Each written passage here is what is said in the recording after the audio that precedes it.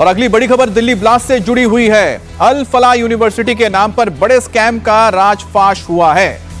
बड़े हुए लोगों के नाम पर फाउंडेशन ने जमीनों की खरीद बिक्री की है। फर्जी जीपीए यानी कि जनरल पावर ऑफ अटॉर्नी बनाकर घोटाले किए हैं। ईडी ने अपनी जांच में बताया कि कैसे कैसे एक नाम पर फर्जीवाड़ा किया गया। 7 जनवरी 2004 को खसरा नंबर 792 की जमीन पर जीपीए बनाई गई। इसे विनोद कुमार पुत्र भूलेराम के नाम किया गया। इसमें सभी मृत जमीन मालिकों के नाम, उनके साइन, अंगूठे के निशान दर्ज किए गए। अब एनआईए भी इस पूरे मामले में एक्शन मोड में है। शाहीन से अल फलाह से जुड़े कॉलेज कैंपस में उन्हें ले जाकर छानबीन की गई है। कई राजों के ऊपर से पर्दा उठाया गया है। कैश की बरामदगी की खबर भी सामने आ रही है। शाहीन ने कई बड़े राज खोले हैं, जो कि जैश की महिला विंग कमांडर के तौर पर पूरा काम कर रही थी और एक पूरा महिलाओं का, आतंकियों का नेटवर्क बना रही थी। लेकिन इस वक्त की यह बड़ी खबर, अल फलाह यूनिवर्सिटी के नाम पर किस तरह से फर्जीवाड़ा किया गया और जवाद अहमद सिद्दीकी जो ये वक्ती है, जो अल फलाह का सर्वे सर्वा है, इसके ऊपर भी आरोप लग रहे हैं कि इन्होंने फर्जी तरीके से जमीन की खरीद फरोख्त की है। तो आपको बताते हैं आखिरकार किस तरह से अल फलाह के नाम पर कितने घोटाले हुए हैं। मरे लोगों के नाम पर यहां पर फर्जी जीपीए बनाई गई हैं।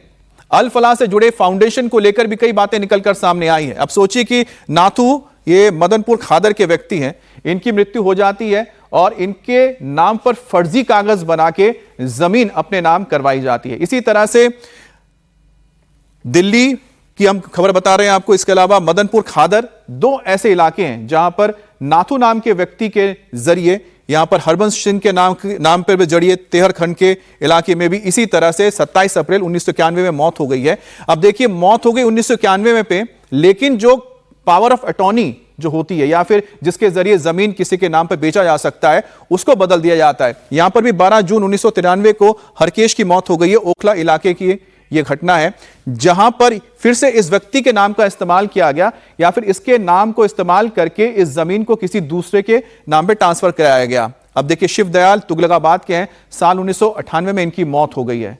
लेकिन आप देखिएगा किस तरह से मौत हो चुकी है 90 के दशक में, लेकिन इनका इस्तेमाल हुआ, मरे हुए लोगों के नामों का इनके नाम से फर्जी कागजात बनाए गए और फिर आगे उस जमीन की खरीद फरोख्त की गई है। तो अल फलाह यूनिवर्सिटी के फाउंडेशन जो रखी गई है और उनके जो फाउंडर है जवाद अहमद सिद्दीकी का विदेशी कनेक्शन भी निकलकर सामने आया है। यूके में बेटे के नाम कंपनी है, बेटों को अब ब्रिटिश नागरिकता दिलाई गई।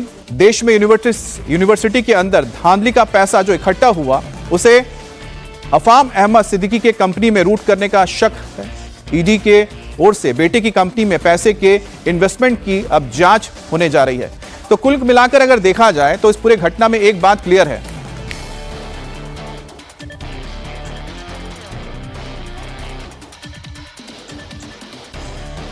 तो कुमार सोनू, जो हम बता रहे हैं कि कुल मिलाकर एक बात समझ में आ रही है कि जो अल फलाह यूनिवर्सिटी है, यहां पर सिर्फ आतंकी ठिकाना ही नहीं बना हुआ था, यहां खूब फर्जीवाड़ा भी किया जा रहा था, साथ में यहां मनी लॉन्ड्रिंग का काम भी किया जा रहा था, विदेशों में पैसा भी भेजा जा रहा था। और कितने राज निकलेंगे इस अल फलाह के।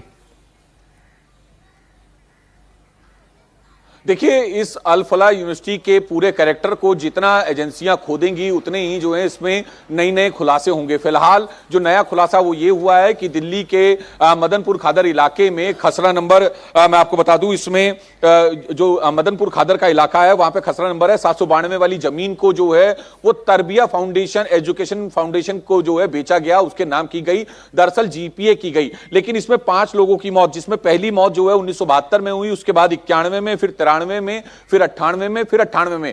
इन तमाम लोगों की मौत जो है इन सालों में हो चुकी थी। जबकि 2004 में जो है इनके फर्जी दस्तावेज, इनके जो फर्जी सिग्नेचर हैं, फर्जी अंगूठे के निशान हैं, वो जीपीए यानी जनरल पावर ऑफ अटॉर्नी पर लगाए गए। उसके बाद विनोद नाम के शख्स को जो है वो सारी जमीन ट्रांसफर हुई।